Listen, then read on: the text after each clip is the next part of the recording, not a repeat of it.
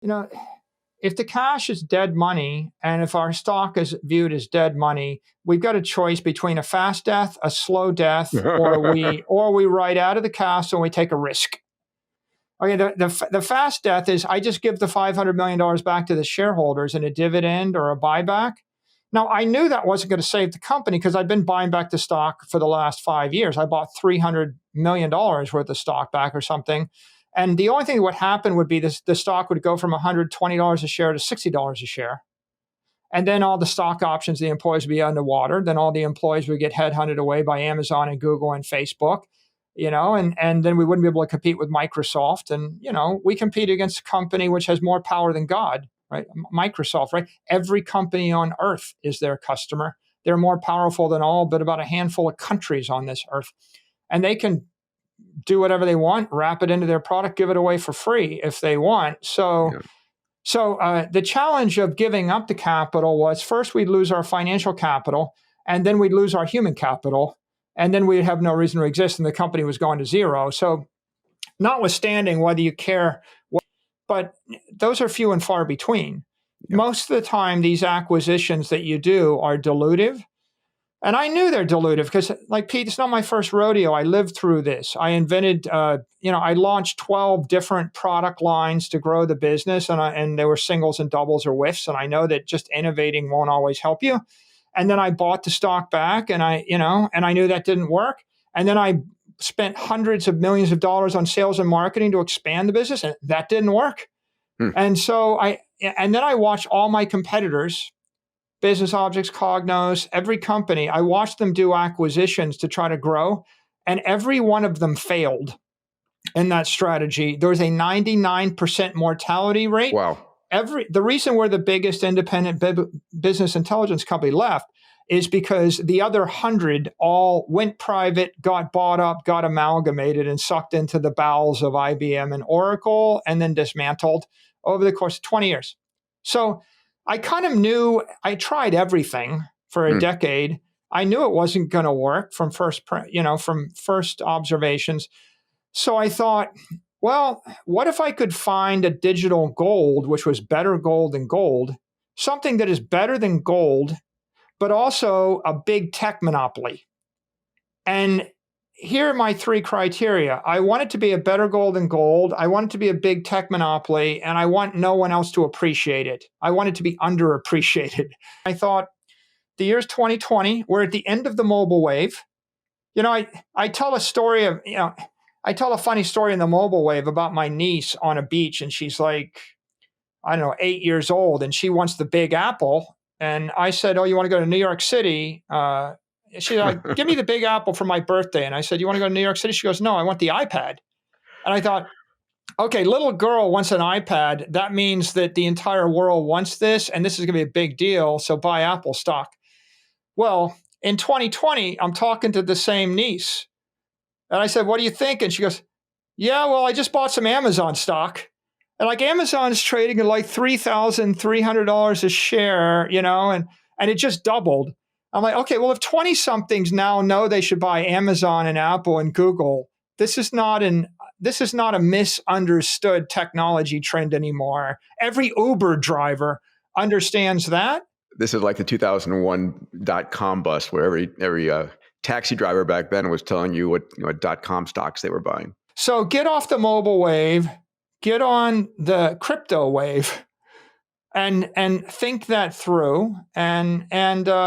So that kind of made the decision straightforward. It wasn't without risk, but the alternative was pretty much throw in the towel and just either get beat to death fast or beat to death slowly.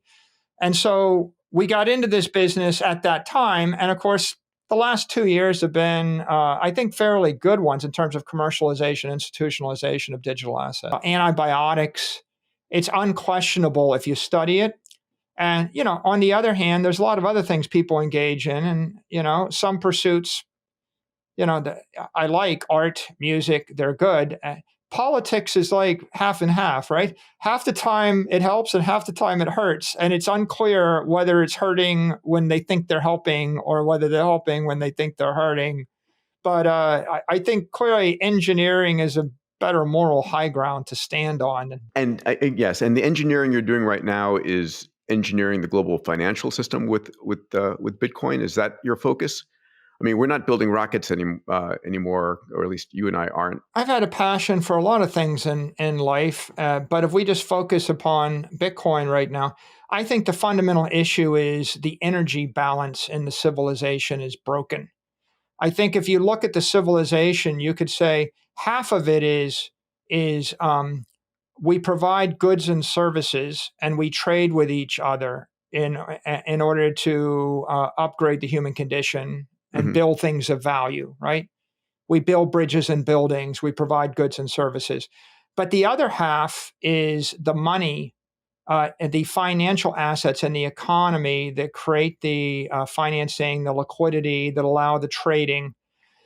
And money, the way I see money is in the ideal world, there'd be a certain ledger, a certain amount of money, 100 million units or 100 billion units, and no one would make any more. And God would keep track of the ledger. And if I owed you, it's in the celestial ledger. And then when you owe me, it's the same. Nobody can cheat anybody. Everybody can trade with everybody. Zimbabwe, or look at what's going on right now in Lebanon or Turkey or Argentina. When the currency collapses, the businesses collapse. This is the same thing as when you're in a car accident and you open an artery and you're literally bleeding out on the pavement. Well, eventually when you bleed out, your brain stops, you get a heart attack, your lungs don't work, you suffocate. Yeah. System collapse. So what's the fundamentals of triage, which is first, stop the bleeding. Like I see you there. It doesn't matter your arm is broken, right? What matters is first, are you breathing? And make sure there's oxygen. And then second, stop the bleeding. And then we can work on the rest of you. So I think that inflation, monetary expansion is bleeding to death. We just saw a country collapse, Sri Lanka, just collapsed about a month ago, literally. And the currency stops. And when the currency stops, you can't buy energy. And that, they have an edict where they say private citizens can't buy gasoline anymore. Okay, so what happens when your currency loses value? You don't have liquid energy. You can't buy food, right? You're going to starve to death, freeze to death if you don't get beat to death by your neighbor. Okay, so if you ask me what is my mission is fix the money. But what does that mean? It means fix the energy balance in the civilization. There's a bunch of inefficiencies. One inefficiency is 8 billion people can't trade with each other. They tried it with, e-gold, DigiCash. They tried it for 20 years before, and all of those failed for one reason or the other. Bitcoin is the first spark that catch hold and became a fire in cyberspace. And it's because it drew liberally from all the previous experiments. Okay. And it combined, the cryptography and the general tech ideas with proof of work. Which meant that you had an open, permissionless system that could work everywhere in the world without a counterparty or a trusted intermediary, and no one could game the system. And so it is the first, digital commodity